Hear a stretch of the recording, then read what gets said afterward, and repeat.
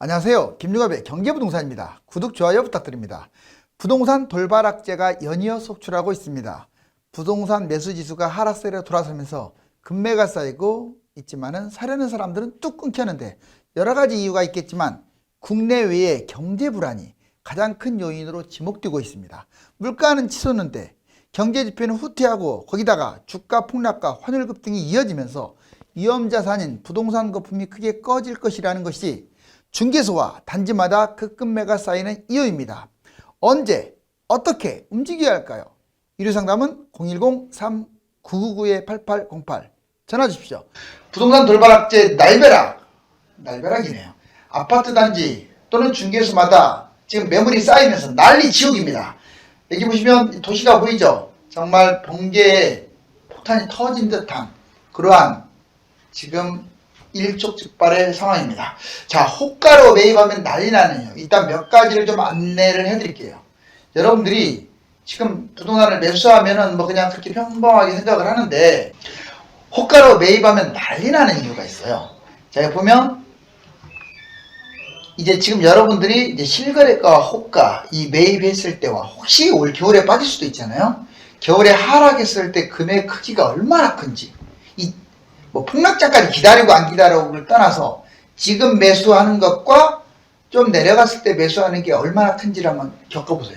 보시면 일단 3억 아파트가 있고 7억 아파트가 있고 14억 아파트가 있다라고 하면 세 가지를 가정하고요. 2013년에 3억 아파트는 대충 1.5억이 3억으로 올라왔다고 보시면 돼요. 지역마다 좀씩 다르죠. 자, 실거래가가 지금 이렇게 됐습니다. 7억 아파트는 2013년에 3억이었던 게 7억으로 2배 이상 뛰었다고 볼 수 있고, 그 다음 14억 아파트는 5억이 15억으로 3배 정도 뛰었다고 보시면 돼요. 금액이 이때는 바짝 붙었지만 훨씬 더 크게 벌어지죠. 자, 그런데 이제 제가 드리고 싶은 말씀은 이 실거래가와 호가예요. 2021년 현재 실거래는 이 가격인데 호가는 다 높아요.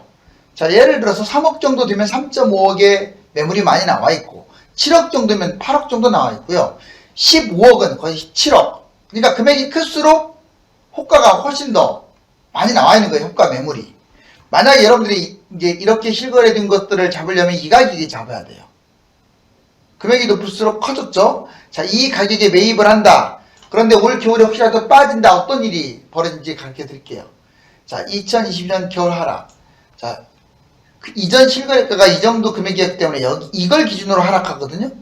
자, 올 겨울에 빠지면 뭐 몇 달 만에도 2.5억으로 빠져버려요. 그냥 1억을 손해보는 거예요.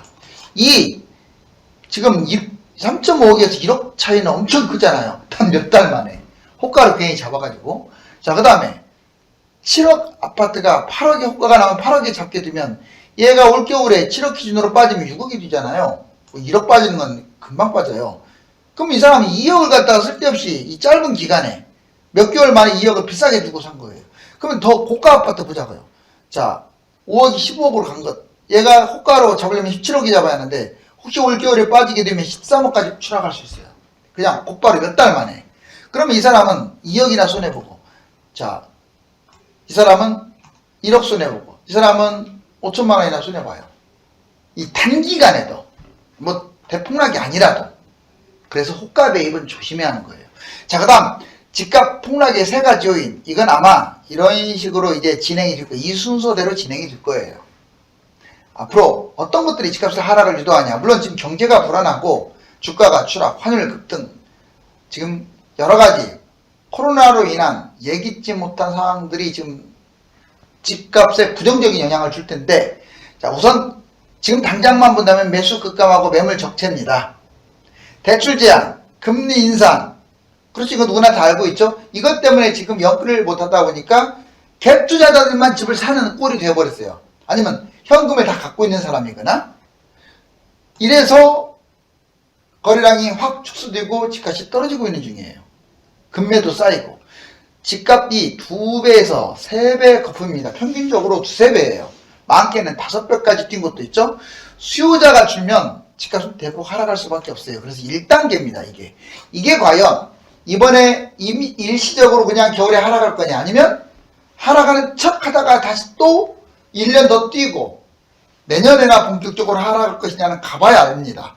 자, 새 정부 부동산 대책, 이제 새 정부가 아마 내년 3월달 선거 끝나고 5월달 인수인계 받고 6월달 지자체 선거 끝나면 늦어도 내년 하반기부터는 강드라이브를 걸 것 같은데 불필요한 대책을 폐지할 것 같아요. 왜냐면 지금 쓸데없는 대책 때문에 집값을 올리는 그런 역할을 하고 있어요. 지금 현재 부동산 정책은요, 팔지도 못하게 하고 사지도 못하게 하고 보유도 못하게 하고 오로지 세금입니다. 제 말이 거짓말인지 한번 보세요. 자, 그 다음에 두 번째, 지금 갭 투자라든가 다주택, 임대주택 사업에 대해서 지금 아무 대책도 없어요. 이게 투기의 원산지거든요.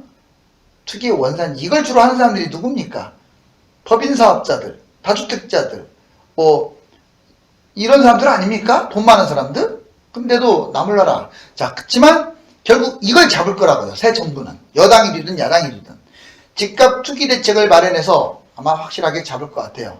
그리고 지금은 좀 잡기도 애매한 게 집값을 막 잡으면 유주택자들이 싫어하고 집값을 못 잡으면 무주택자들이 싫어하고 뭐 원래는 집값을 잡아야 아마 정부 여당으로서는 정권 재창출 가능성이 약간 높아요. 그런데 너무 지금 시간이 없어. 대선이. 그렇다고 해서 무주택자들이 정부 편으로 돌아설 것 같지가 않고 괜히 유주택자들만 벌집을 쑤셔놔가지고 집값 떨어지면 싫어할 거 아닙니까? 그래서 지금 정책을 안 내놓는 거예요. 정책이 없으니까 여러분들 내막을 알아야 돼. 정책을 안 내니까 뭘로 지금 방어하려고 하고 있어요. 대출, 금리. 이해하셨어요 이제? 자, 이제 분양과 다주택 결국은 이 순서로 터진다고 했잖아요. 자, 집값은 올해보다는 내년이 더 안 좋고 내년보다는 내후년이 더 안 좋고 해가 갈수록 한 5년 동안은 계속 안 좋을 것 같아요. 이제 시간이 흐를수록. 그러면 이때는 또 지금 분양하고 있는 게 입주도 하고 분양은 점점 늘어나요. 3기 신도시 택지지구 40군데가 넘어요.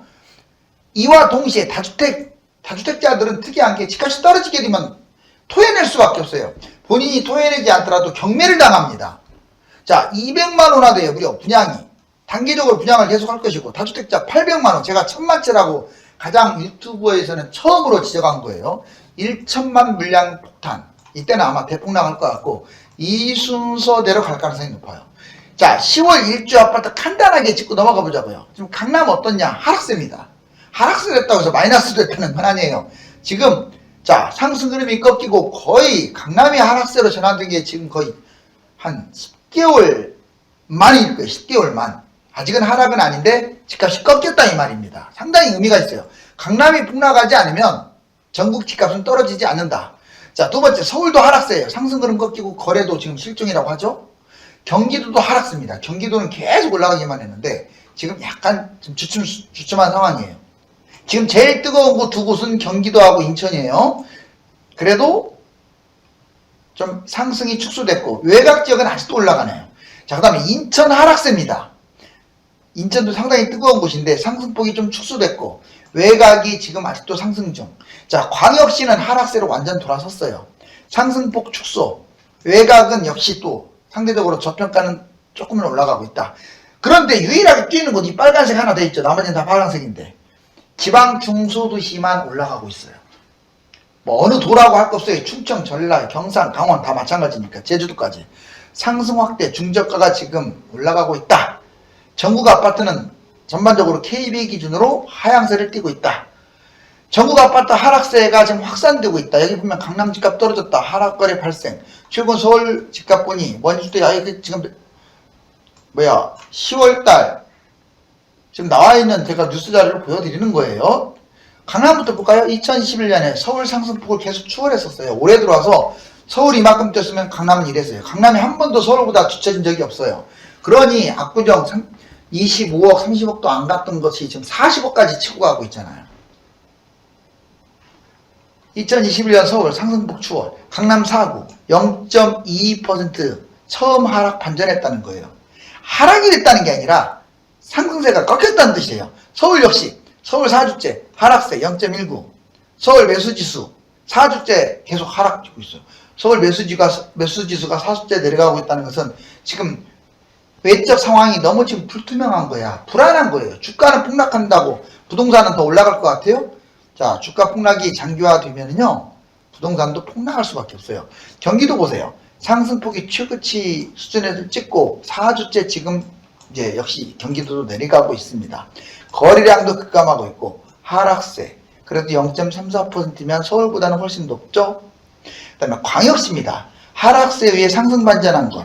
냉정하게 말하면 광역시는 상승 반전을 별로 안 했는데 지방 중수도시가 상승 반전해서 지방이 조금 뛴 거예요. 0.25%. 세종, 대구 하락하고 지방 광역시는 반등한 곳도 일부 있다. 자, 이거 한번 보세요. 실제 폭등장이 얼마나 뛰었는지 2013년이 바닥이었고 2021년이 지금 현재 상황인데 보자고요. 자, 3, 4, 5, 6억인 아파트가 있었어요. 현재 2013년에. 3억짜리는 8억으로 뛰었어요. 아, 많이 뛰었네요. 4억짜리는 이게 서울 기준입니다. 11억. 5억짜리는 16억. 6억짜리는 23억. 이게 뭡니까? 1억씩밖에 차이 안 나는 3, 4, 5, 6이. 8, 11, 16, 23. 이건 이번에만 그런 게 아니라 과거에 IMF 때도 그랬고 2003년에도 그렇고 그 전에 1990년대도 그랬어요. 결론적으로 하락장에는 가격이 붙지만 상승장에는 이렇게 올라가니까 지금은 무리하면 안 되고 하락장에는 연끌을 할 필요가 있다라는 게 여기 증명이 됐죠. 자, 그러면 이게 얼마나 빠지느냐? 자, 지금 현재 8억, 11억, 16억, 23억 지금 올라온 가격 이거 말하는 거예요. 이 올라온 가격들이 얼마나 빠질까 하락장에는. 자, 8억짜리는 5억 정도로 빠질 가능성이 크고요. 11억은 6억. 자, 16억은 8억. 23억은 11억. 어떻습니까? 점점 갈수록 하락폭이 커져버리죠. 물론 상승했을 때 금액보다 많이 빠지지는 않아요. 하락장이. 왜?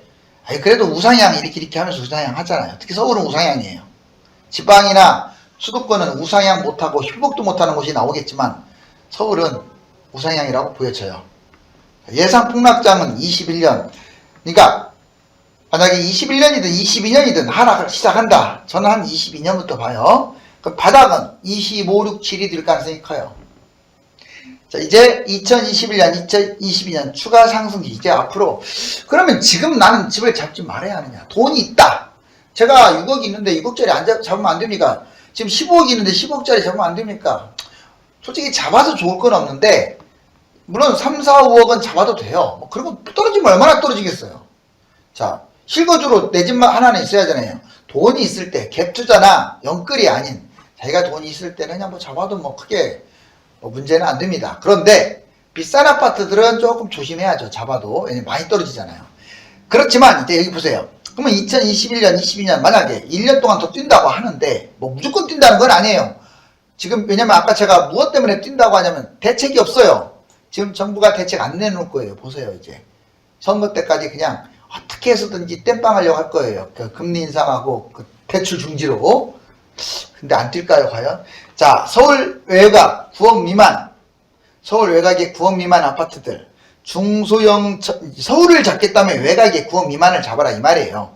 중소형 저평가 나홀로 소유 아파트가 뛸 것이고 빌라 오피스텔이 뛸 겁니다. 진짜 안 좋은 것들만 뛰네요.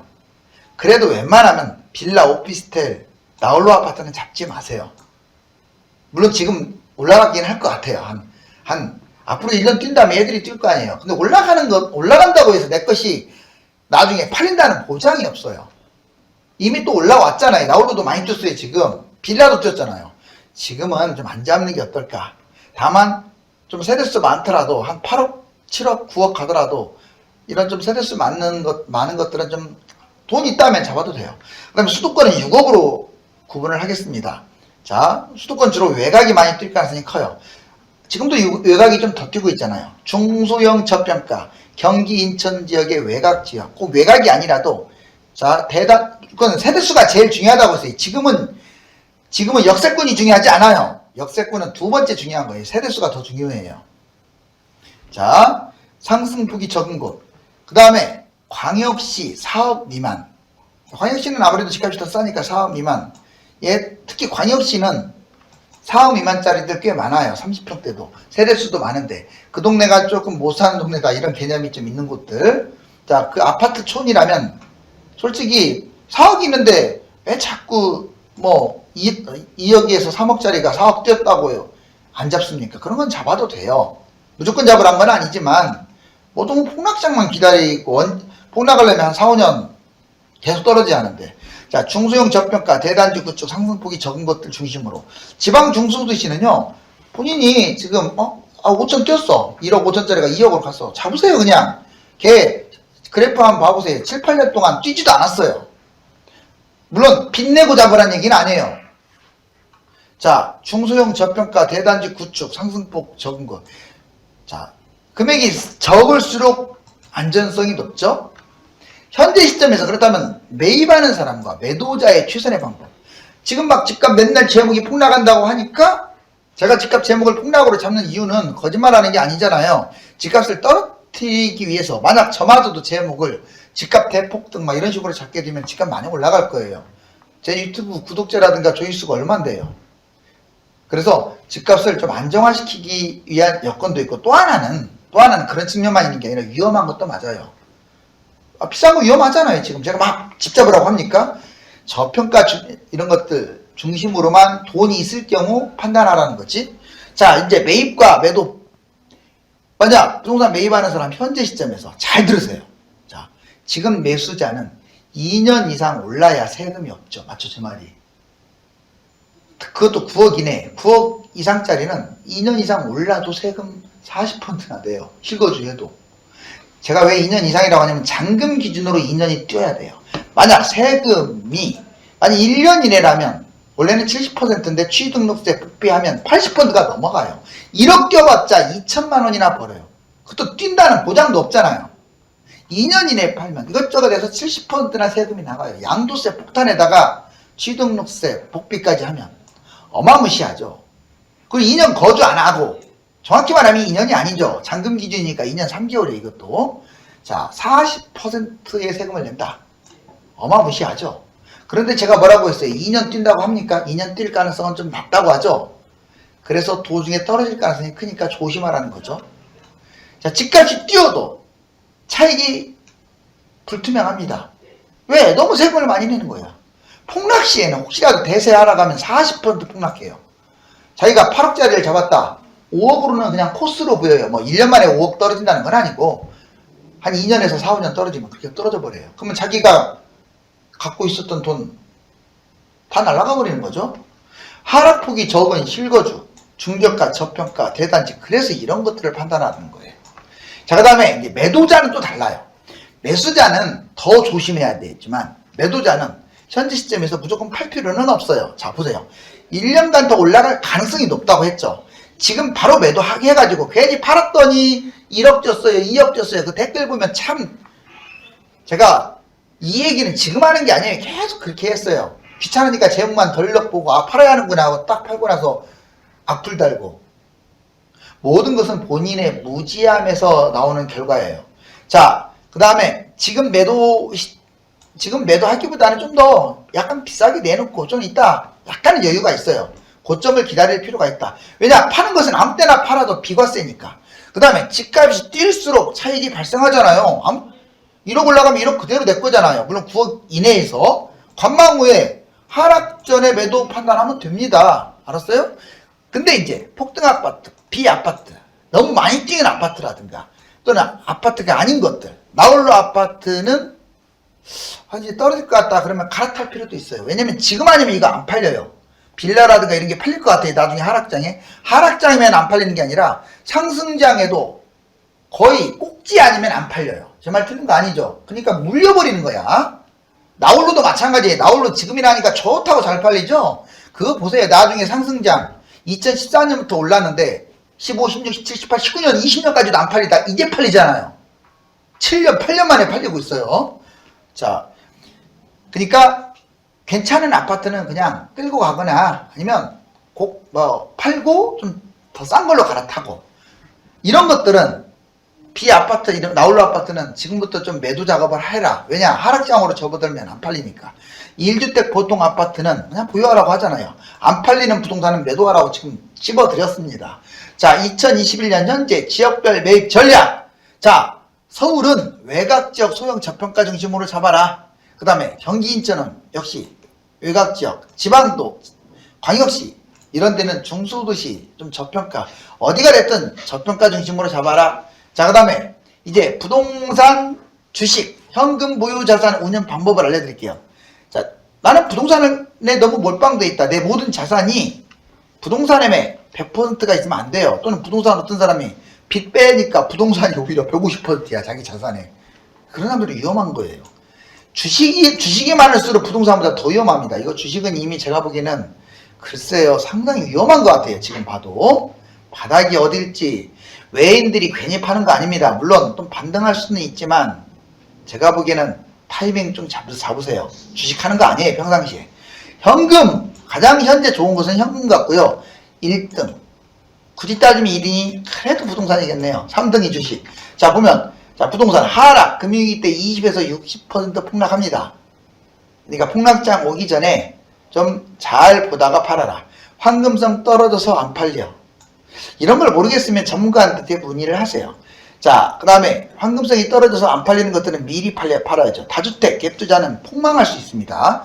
다주택은 실제로 폭망합니다. 임대주택 사업자도 마찬가지예요. 본인이 지금 5억, 하나당 3억 벌었다, 4억 벌었다 그러는데 그런 건 신기루처럼 사라져버려요, 하락장에. 하나가 떨어진 게 아니라 5개 있으면 5개가 다 떨어지잖아요. 그 다음에 부동산 폭락장 물려가지고 아예 안 팔립니다. 상승장에도 안 팔린다고 했어요. 자, 그 다음에 주식은 이 문제가 아니야. 그냥 패가망신이야. 금융위기 때 50에서 75% 대폭락. 그나마 삼성전자나 좀 블루칩 갖고 있으면 망하지 않지. 웬만한 거 갖고 있다가 부도나버리면 게임 끝나버리는 거예요. 주가 중독돼가지고 결국 70% 자산 탕진, 10억이면 7억 탕진, 1억 갖고 있는 사람은 7천만 원 탕진. 자, 평상시 주식 절대로 하지 말라고 했어요. 평상시가 언제냐? 지금을 말하는 거예요. 주가로 따지면 2천에서 뭐 3,500, 하여튼 2천 넘은 상황에서 하지 마세요, 주식. 그냥. 그 다음에 주식 폭락장 물려가지고 기회를 잃어버릴 수가 있어요. 현금은 하락장에는 현금을 갖고 있거나 집값이 하락할 때, 상승 초중기 때 현금 갖고 있는 사람은 바보들이에요. 현금은 무주택을 말하는 거예요. 무주택, 전세 사는 사람들. 이때는 집을 잡아야죠. 집을 안 잡으니까 엄청나게 손해봤잖아요. 자, 저는 폭락 문제가 아니라고 했어요. 자, 상승 초중기나 하락 막 처음 말고 하락한 중반 후반으로 내려갈 때는 잡으세요. 더 떨어져도. 또는 상승 좀 했어도 잡으세요. 상승 초중반 때는. 왜냐? 안 잡으면 나중에 지금 같은 벼락거지 되잖아요. 그리고 또 한 가지는 잡더라도 빌라나 나홀로 이런 거 잡지 마세요. 입지도 참 이상한 곳 잡지 마세요. 자기 돈에서 약간 좀 오버하더라도 하나라도 좋은 걸 잡으세요. 그리고 아파트 중심으로 잡으세요. 자, 주식, 부동산, 상투장에 현금을 보유하세요. 그렇죠. 지금은 상투장이니까 현금 보유하라고 하잖아요. 폭락장에 왜 현금 보유해요? 벼락거지 되려고? 자, 하락장의 경제위기 때 부자 최고 기회는 현금 갖고 있는 사람이에요. 부동산 폭락장 두세 배 자산 증식을 올릴 수 있습니다. 4억이 아까 얼마나 올라간지 아시죠? 5억짜리가 20억이 넘어가잖아요. 자, 그 다음에 집값 적정성과 집값 상승에 대한 국민 여론. 보시면 세입자는 막막하고 집주인은 박탈감, 집값 너무 높다라고. 지금 집값이 높다가 91%가 높은 편이라고 여기 나와 있네요. 어휴, 낮다라고 한 사람 1%밖에 안 돼. 자, 그리고 집값 상승의 가장 큰 원인. 자, 지금 정부 정책이 실패했다가 1등이에요. 저는요, 솔직히 80%로 봐요, 그냥. 1%가 어디 있습니까? 투기는 문재인 정부 때만 투기 세력이 있었겠어요? 박근혜 정부 때는 없습니까? 투기 세력이? 뭐 이명박 정부 때는 투기 세력이 없습니까? 그래서 정부 실패를 보는 거예요. 정부를 뭐 비판한다기보다도. 자, 그 다음에 이 투기 세력들도 문제가 되죠. 자, 검은 마수가 부동산을 향해서 지금 이렇게 오고 있는데 조심해야죠. 선거를 앞두고 큰 변수를 주지 않기 위하여 부동산 무정부 대책을 유지할 가능성이 높습니다. 이렇게 두면 집값은 더 오를 가능성이 높은데 계절적 겨울 비수기와 국내외 경제 불안 등으로 2010년 대세 하락과 비슷한 분위기가 연출될 수도 있으니 사태를 심각하게 바라보아야 합니다. 감사합니다.